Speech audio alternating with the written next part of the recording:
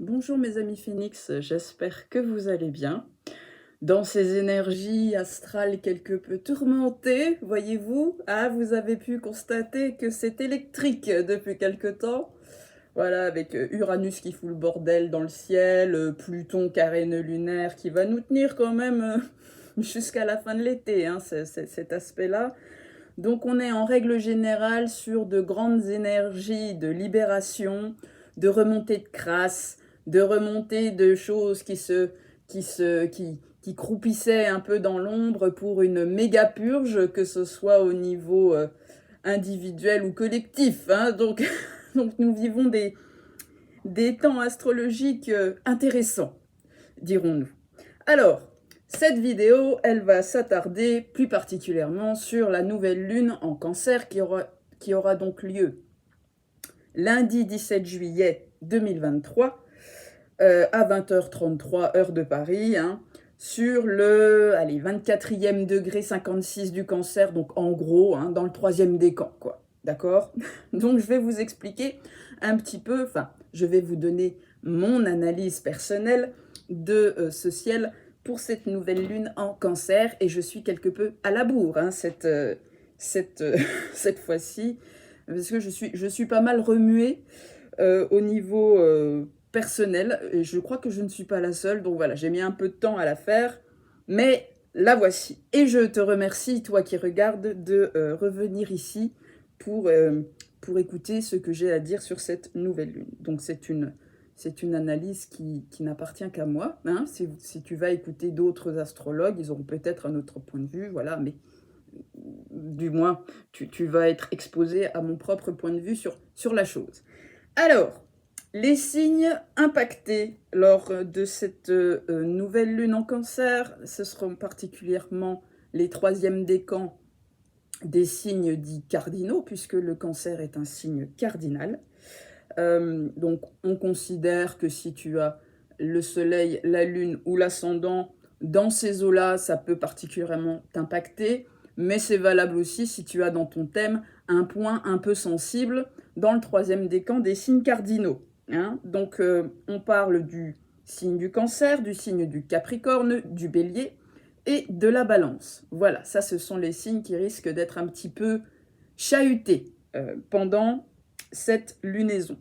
Et les signes qui sont davantage favorisés, donc pareil, les troisièmes décans, hein, les troisièmes décans de la Vierge, du Taureau, du Scorpion et des Poissons, donc, si tu as pareil, Soleil, Lune, Ascendant, tout ça, hein, ou des signes, des points importants dans ton thème, ton nœud nord, ta Lilith, ton Chiron, voilà, des choses comme ça, tu vois, parce que l'astrologie ne se limite pas à trois trucs, d'accord?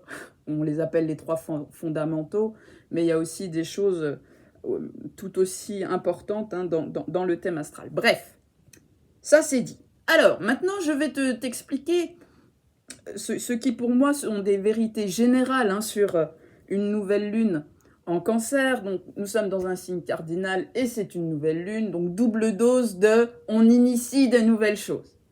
Voilà.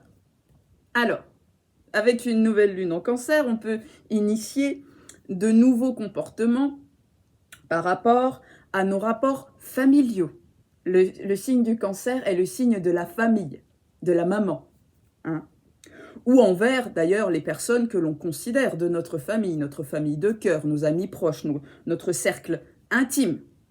Voilà, donc on peut être encouragé à initier de nouveaux comportements vis-à-vis de ces gens-là, par rapport à ces notions-là. Voilà.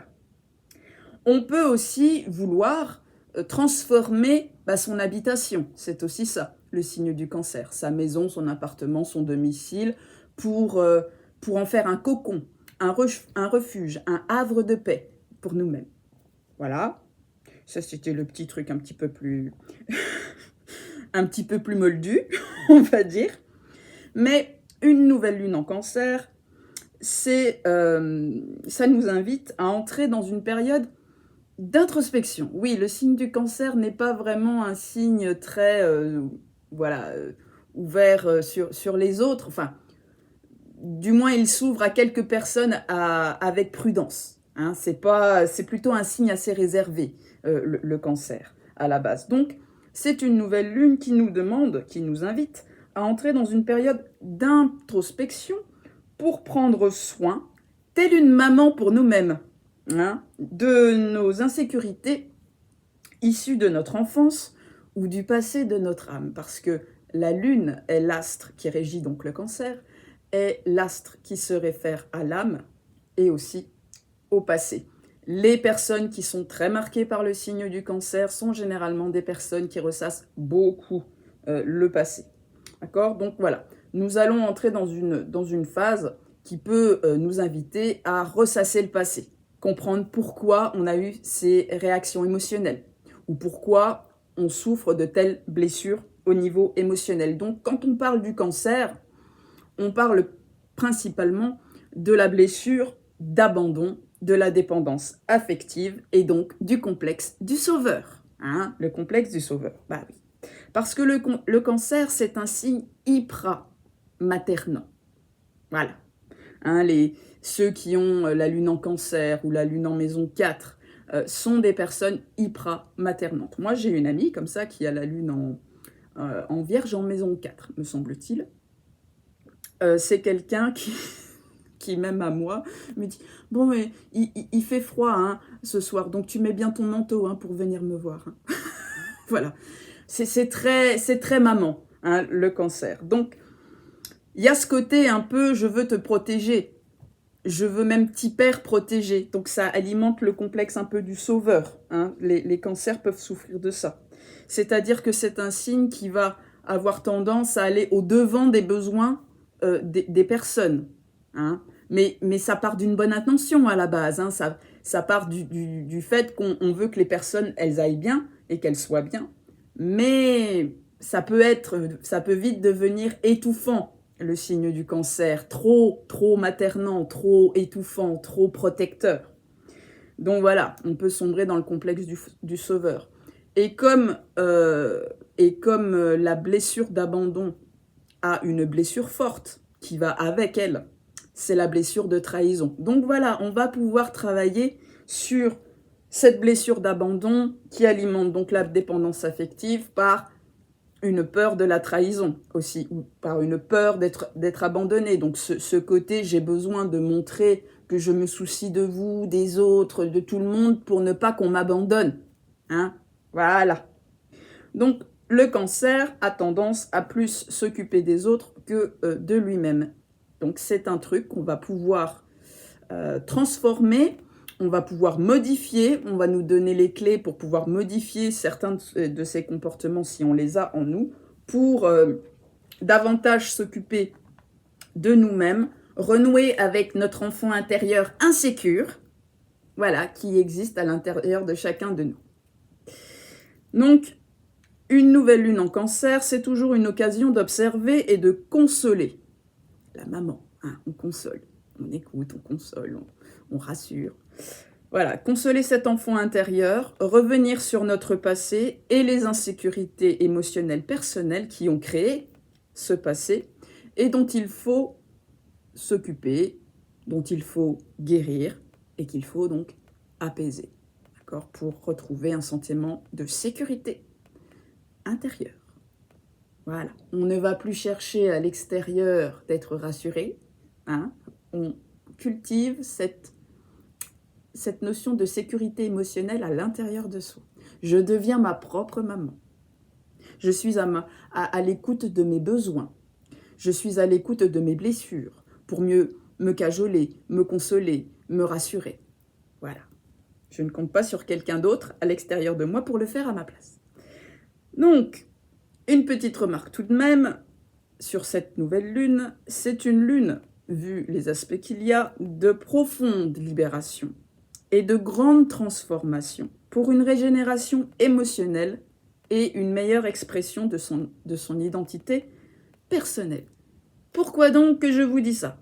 Parce que Uranus, la planète de la libération, quand elle est en aspect harmonique, et c'est le cas ici, puisqu'elle est en sextile à cette nouvelle lune, eh bien Uranus nous encourage donc en sextile, mais même si ça va nécessiter un petit peu de travail quand même. Donc cette planète Uranus, je vais y arriver, nous encourage à nous libérer de la dépendance affective, de la blessure d'abandon, de situations familiales devenues toxiques, étouffantes, enfermantes, des situations au final qui nous privent de notre liberté d'être. Par exemple, ça peut être des vœux de loyauté envers certaines personnes qui ne méritent pas, au final, notre loyauté. Alors, ça va pouvoir tout ça se jouer effectivement dans des situations familiales, mais aussi amicales. Alors, j'entends par familial le rapport aux parents, le rapport au conjoint ou aux conjointes avec qui on a créé une situation familiale, par rapport aux enfants, voilà. Donc c'est vrai qu'en ce moment, on me rapporte pas mal qu'il y a des difficultés relationnelles avec les enfants qui refont surface pour certaines personnes, mais aussi voilà, de ces situations par rapport à un cercle proche, intime. Pourquoi donc tout cela? Parce que la saleté en ce moment, la crasse, la vase qui se cache au fond du lac, ou qui se cachait jusqu'ici au fond du lac, va être mise en lumière. C'est-à-dire que la toxicité de certaines relations très très proches, donc familiales, hein, parents, enfants, conjoints, conjointes, mari, femme, époux, épouse, voilà, mais aussi amicales, tout ça va éclater au grand jour. Parce que Pluton, qui est donc une planète importante dans cette nouvelle lune, puisqu'elle est en opposition à la nouvelle lune, Pluton, c'est la crasse à libérer. C'est la crasse à transmuter. C'est la planète de la destruction de tout ce qui est toxique, afin que l'on puisse renaître à nous-mêmes. Donc, comme c'est en opposition à la nouvelle lune, Pluton est opposé à la lune. On pourra donc voir ressortir cette crasse, qu'elle nous appartienne ou qu'elle appartienne aux autres d'ailleurs, à travers des situations où on va pouvoir se faire manipuler émotionnellement. Chantage affectif, par exemple. Voilà. Donc c'est vrai que ceux qui souffrent d'une profonde blessure d'abandon peuvent utiliser le chantage affectif. Nous aurons aussi Pluton opposé au Soleil. Donc ça va plus parler de rapport de contrôle, rapport d'autorité sur autrui. Voilà, donc on va vraiment pouvoir mettre le doigt sur ces problématiques-là qui vont chercher quand même à nous étouffer. Mais pourquoi? Pour qu'on se dise, il faut que je me sorte de là. Donc c'est une nouvelle lune qui est propice pour un travail sur les lignées familiales, transgénérationnelles, régler les problématiques toxiques familiales de fond.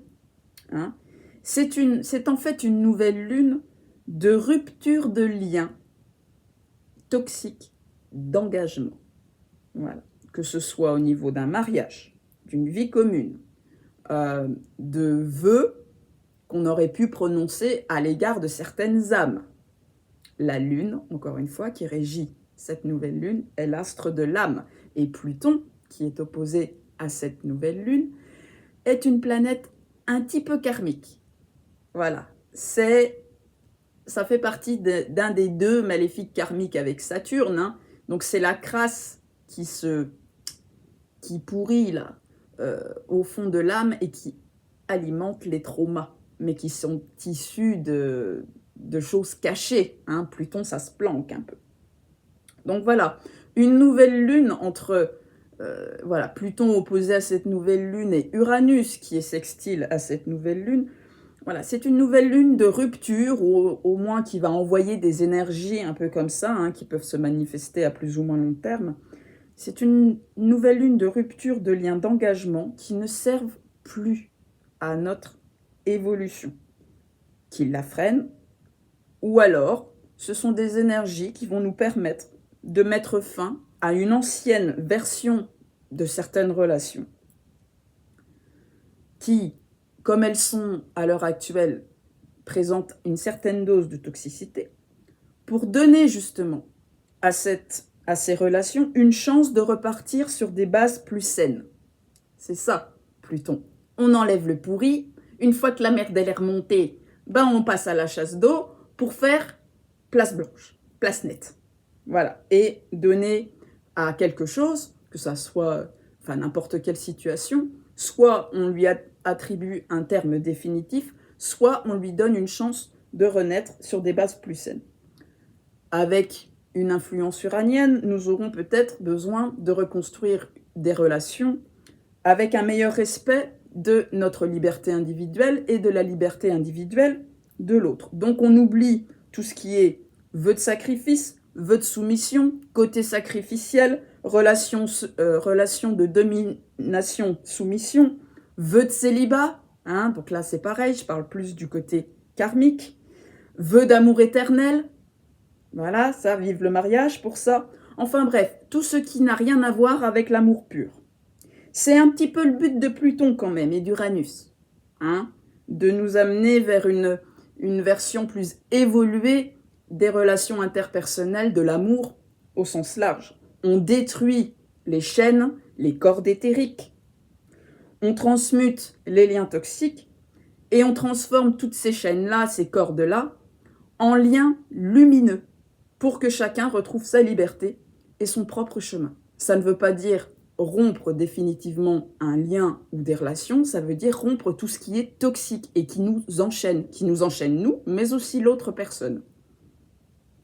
Donc tout ça en vue d'une profonde guérison émotionnelle pour être mieux guidé par ses élans d'âme et ses aspirations personnelles, pour retrouver son inspiration parfois étouffée sous le poids de responsabilités créées par des situations donc familiales, amicales, dans lesquelles on s'est un petit peu enfermé à cause de conditionnements familiaux ou sociétaux, parce que la Lune, c'est aussi le signe qui se réfère à la nation, à la société.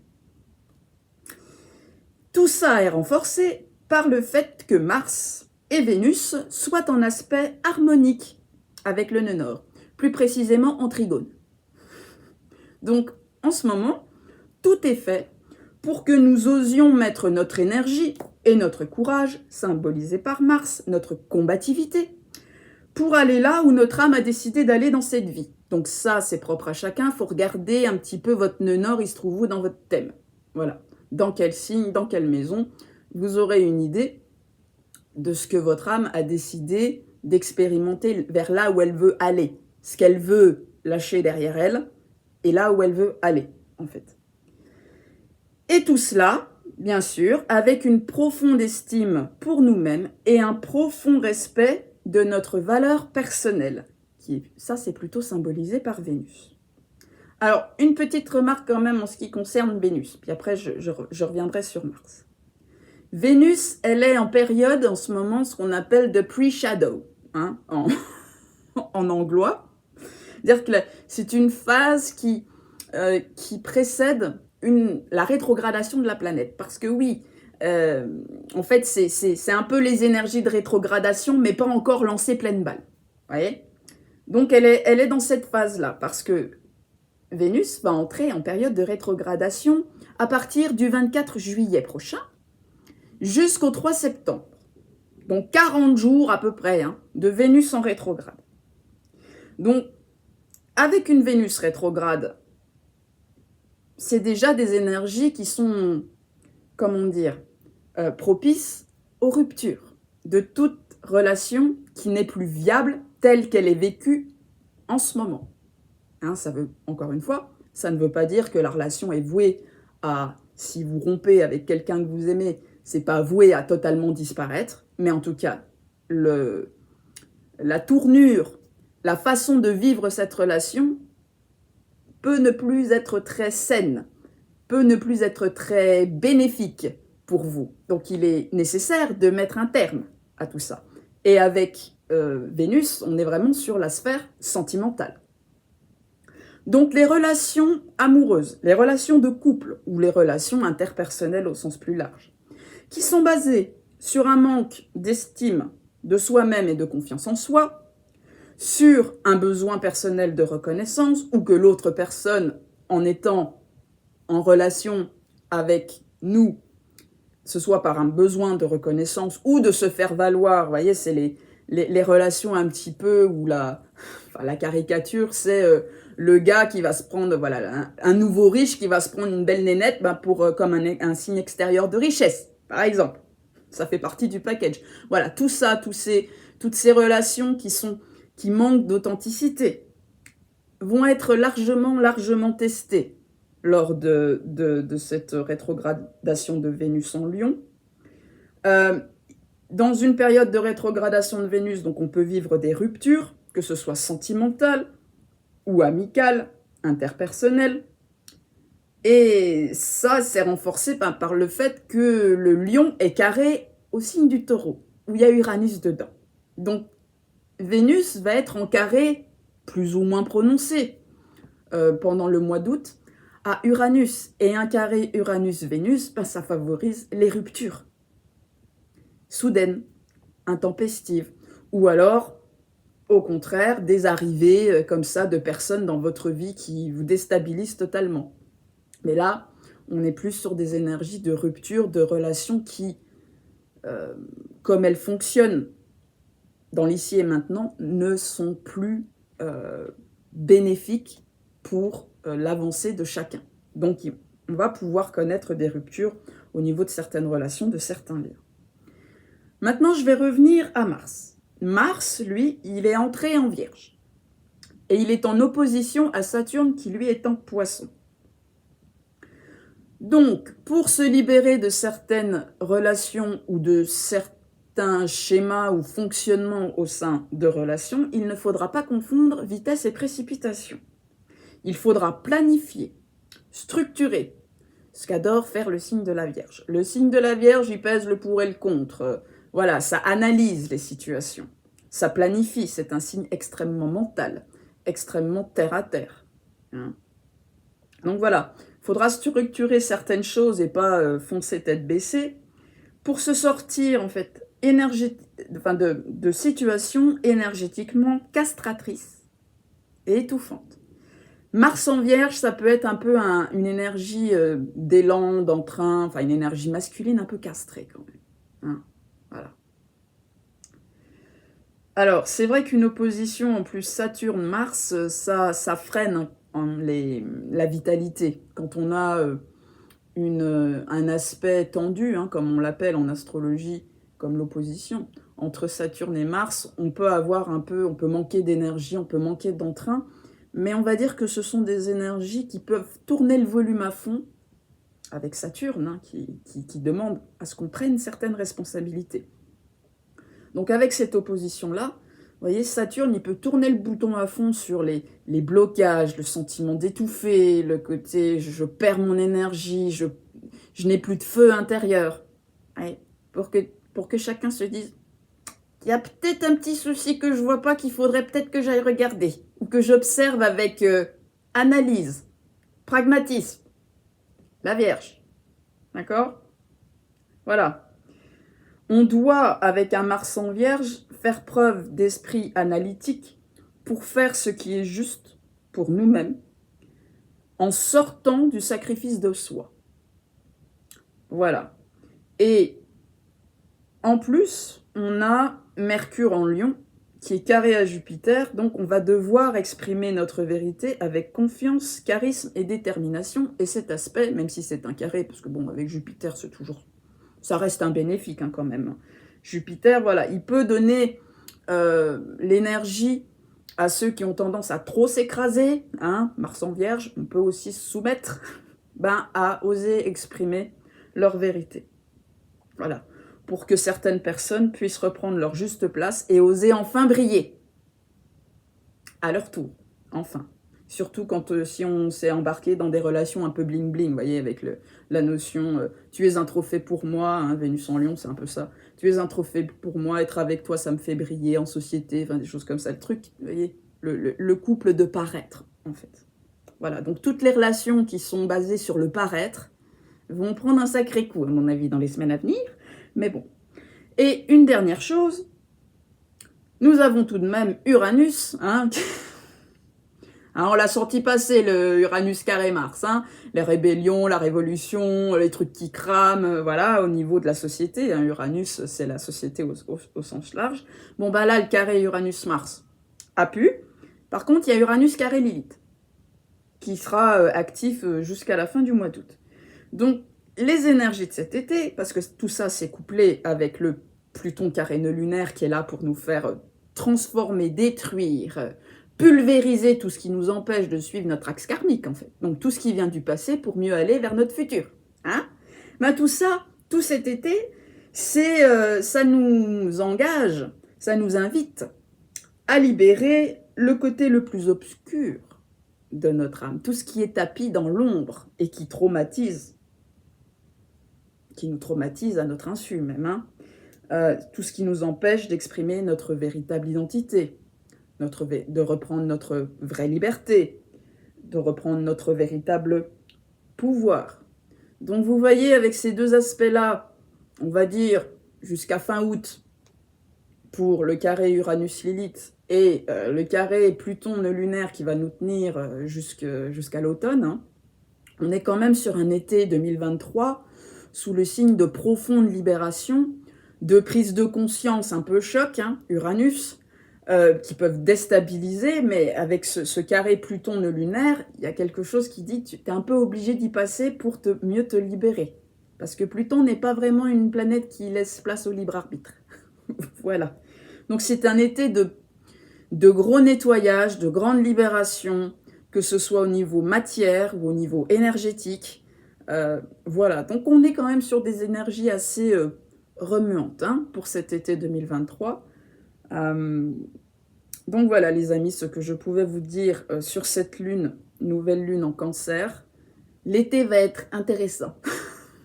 On en reparlera, voilà, parce que là, il y a beaucoup de planètes rétrogrades, il y a Neptune rétrograde, Saturne rétrograde, Pluton rétrograde, donc on est vraiment sur des choses très intérieures, en fait, qui se passent en profondeur. Donc, on verra peut-être les résultats de tout cela quand les planètes lentes, les planètes lourdes, commenceront à revenir en marche directe, donc à partir du mois d'octobre. La première sera donc Pluton. Voilà. Eh bien écoutez, j'espère que cette analyse vous aura apporté quelques éclaircissements. Et puis, si vous êtes intéressé par un de mes services, n'hésitez pas à aller regarder en dessous de cette vidéo pour voir mon site internet, pour voir ce que je propose. N'hésitez pas à liker, à vous abonner, voilà, si mes analyses astro vous parlent. Voilà, je vous embrasse. Prenez bien soin de vous en ces temps tourmentés. Et au les cœurs. Bisous.